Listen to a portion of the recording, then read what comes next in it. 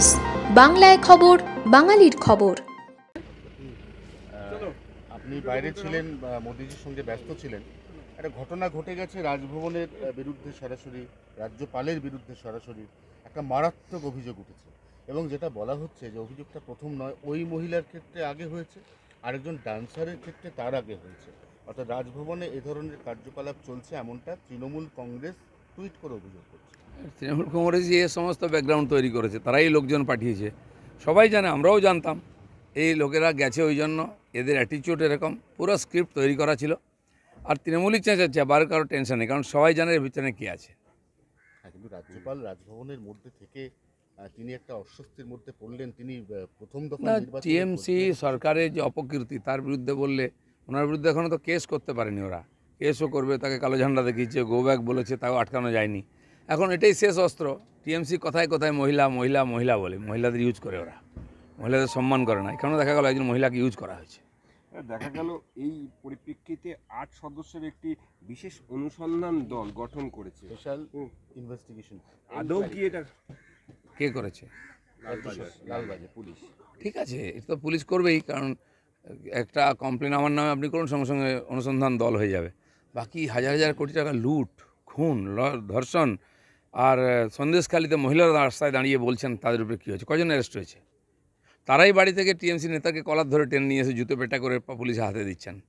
পুলিশের কী যোগ্যতা আছে আর সরকারের কী ইচ্ছা আছে আমরা জানি।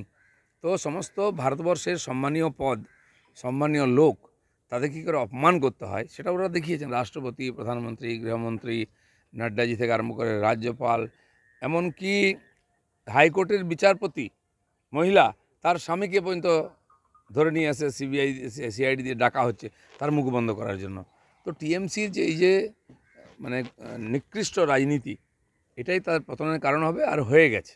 মানুষের চোখের সামনে নিজেকে ওরা এক্সপোজ করে দিয়েছে। তৃণমূল কংগ্রেসের সঙ্গে কুণাল ঘোষের একটা খুব দারুণ যুদ্ধ শুরু হয়ে গেছে। এসব মক ফাইট থাকে, আমাদের এ নিয়ে চিন্তা নেই।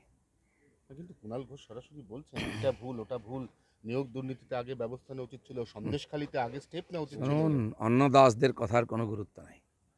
খাবো ওই বাড়িতে, থাকবো ওই বাড়িতে, লাথিও খাবো, মুখও খুলে, দুটো হতে পারে না। দম থাকলে বেরিয়ে এসে রাস্তায় বলুন আর লড়াই করুন। এরা লড়াই করেছে, সময় তার সঙ্গে থাকবে। দিলীপ ঘোষ লড়াই করেছে এই অপকীর্তির বিরুদ্ধে, তাই কেসও খেয়েছে, মারও খেয়েছে, আজ পাবলিক তার সঙ্গে আছে। জেল থেকে কোর্টে যাওয়ার পথে কালকে পার্থ চট্টোপাধ্যায় হঠাৎ করে কুণাল ঘোষের বিরুদ্ধে এক গাদা ক্ষোভ উগড়ে দিয়েছে। তো ওদের পুরনো ঝগড়া, তো ওটা বাড়ির ঝগড়া, বাড়ির স্বামী স্ত্রীর ঝগড়া রাস্তায় নিয়ে যাওয়াটা কোনো ভদ্রলোক করে? আজকে তাই করছে ওরা। মুর্শিদাবাদে ভোট আসছে 7 তারিখ। মুর্শিদাবাদ এত সেন্সিটিভ যে বেনজিরভাবে মুর্শিদাবাদে সবথেকে বেশি কোম্পানি মোতায়েন আছে এবং মুর্শিদাবাদের ভোট ওই দিন করা যাবে কি না হনুমান জয়ন্তীর পরিপ্রেক্ষিতে, সেটা একটা বড় প্রশ্ন। দেখুন, এইসব ভোট ইত্যাদি হাইকোর্ট বলেছে বা ইলেকশন কমিশনও বলছে, আমরা জানি পরিস্থিতি কী আছে। আমিও বহুবার গেছি বহু জায়গায়, ওখানে আইন শৃঙ্খলা বলে কিছু নেই। যেমন সবসময় চেষ্টা হয় পশ্চিমবঙ্গটাকে ভারত থেকে আলাদা করার, ঠিক আছে, মুর্শিদাবাদকে পশ্চিমবঙ্গ থেকে আলাদা করার চেষ্টা হয়, চেষ্টা হচ্ছেও। সমস্ত criminal, anti social, anti national activity ওখানে চলছে। মমতা ব্যানার্জির আশীর্বাদে চলছে। টিএমসি চায় ভোটটা দিয়ে দিক আমাদের, বাকি বাংলাদেশ যাক, যেখানে যাক, কী যায় আসে। বিজেপি কর্মীদের ওপর হামলা, প্রধানমন্ত্রী জনসভা থেকে ফেরার সময় হামলা, সিউড়ি চাঁদমারা এলাকায় ঘটনা। এটা কোনো নতুন ঘটনা নয়, যেখানে হচ্ছে কিছু ভয় দেখানোর চেষ্টা হচ্ছে। আমার মনে হয় না বিজেপির কর্মীরা ভয় পাবেন। এই ভয়ের বিরুদ্ধে লড়াই করে আমরা দূর পৌঁছেছি। এবারে শেষ ধমকি চমকি ওরা দেবে, তারপরে কী হয় সেটা আমরা ঠিক করব। আনন্দপুর এবং ডায়মন্ড হাবড়া থানার আইসি/ওসিকে সরানো হচ্ছে কমিশনের নির্দেশে। অনেককেই সরাতে হবে। খোলাখুলি টিএমসির ক্যাডারের মতো কাজ করছে। আমার ওখানে 1-2 জন ওসি আছে, তাদেরকে আমি জানি। আমি চাই না এইসব মারপেচের মধ্যে পড়তে। তারা অ্যাডমিনিস্ট্রেশন দেখছে, দেখুক, কারণ কি তাদেরকেও আরও চাকরি করতে হবে বেশ কিছু বছর। এরকম চিরদিন চলবে না, দিদির আঁচলের তলায় বসে রাজনীতি করবেন আর প্রশাসন চালাবেন। তারপরে তো রৌদ্রের মধ্যে আসতে হবে, তো খোলা মাঠে, তখন হিসাব আমরাও বুঝে নেবো কে কত। আর সব রেকর্ড করা আছে, যেমন ওদের নেতারা চমকাছে তাদেরও, আর যে তাঁবেদারি পুলিশের অফিসাররা করছে তাদেরও রেকর্ড আমাদের কাছে আছে। লক্ষ্মী ভাণ্ডার সরকারের মেরুদণ্ড, সরকার দাঁড়িয়ে আছে লক্ষ্মী ভাণ্ডারের ওপর।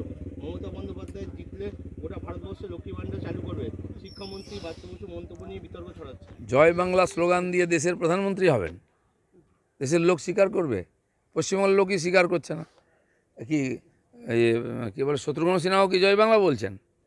ইউসুফ পাঠান, কীর্তি আজাদ, এরাও কি জয় বাংলা বলছেন কি স্লোগান? জিজ্ঞেস করুন তো। আর ওরা কি বলছেন সন্দেশখালী মহিলাদের সম্বন্ধে, এই যে তারা ফরেনার এসছেন পরদেশি, তাদের মতামত জিজ্ঞেস করুন একবার যে আপনি কী বলেন, জানেন এরকম ঘটনা ঘটেছে, মহিলারা কী বলছেন। তো এইসব ড্রামাবাজি, এই সার্কাস পার্টিকে আমরা তুলে দেবো ইলেকশনের পরে।